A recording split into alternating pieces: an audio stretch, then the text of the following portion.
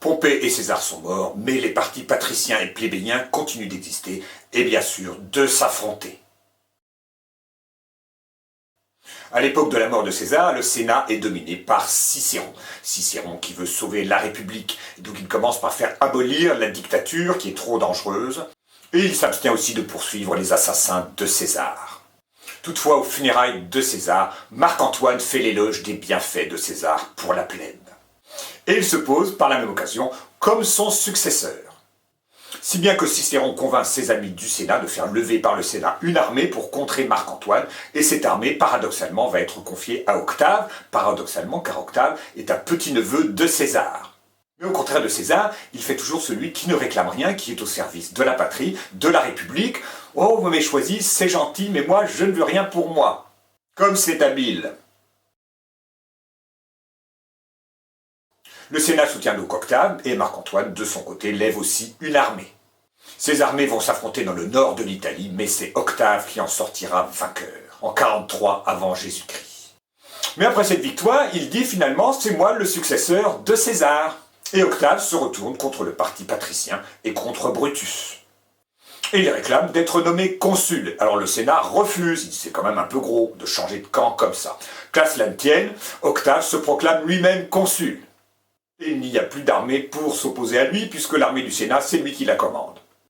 Après sa défaite, Marc-Antoine s'est réfugié en Gaule narbonnaise, la province. Et là, il s'est allié à Lépide, qui était l'ancien maître de la cavalerie de Jules César. Et tous deux, bras dessous, marchèrent sur Rome. Mais ils ne pouvaient pas renverser Octave, et donc le Sénat nomma les trois hommes, Marc-Antoine, Lépide et Octave, triumvirs. C'est le véritable triumvirat qui est cette fois légal, institué par le Sénat.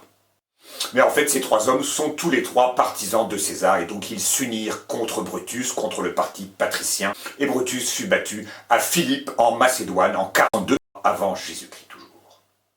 Et les trois compères, Octave, Marc-Antoine et Lépide, se partagèrent l'Empire. Octave reçut l'Occident, Antoine eut l'Orient. Qu'est-ce qui reste pour Lépide? Eh bien, l'Afrique. Tout le monde est content, chacun a sa part, et mon petit doigt me dit que ces trois-là ne vont pas tarder à s'entretuer. Quelques années s'écoulent, en effet, mais en 37 avant Jésus-Christ, Octave confisque l'Afrique à Lépide. Pendant ce temps-là, Marc-Antoine se trouve en Égypte, où il a fait connaissance de Cléopâtre, qui faisait facilement connaissance. Et ce Marc-Antoine avait choisi pour successeur un certain Césarion. Césarion était le fils, ou du moins passait pour le fils, de César et de Cléopâtre. Et Octave se considère lui-même comme le successeur de César, et d'ailleurs le successeur de tout le monde, et donc il partit en guerre contre Marc-Antoine.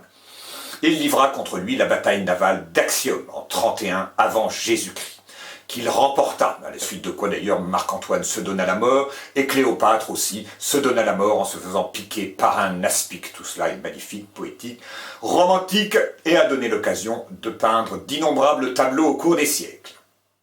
Toujours est-il qu'il en résulta l'annexion définitive de l'Égypte à l'Empire romain. Et Octave, qui faisait toujours mine de ne rien réclamer, obtint enfin tout en 27 avant Jésus-Christ. Le Sénat lui accorda le titre d'Auguste, c'est-à-dire qu'il devient empereur.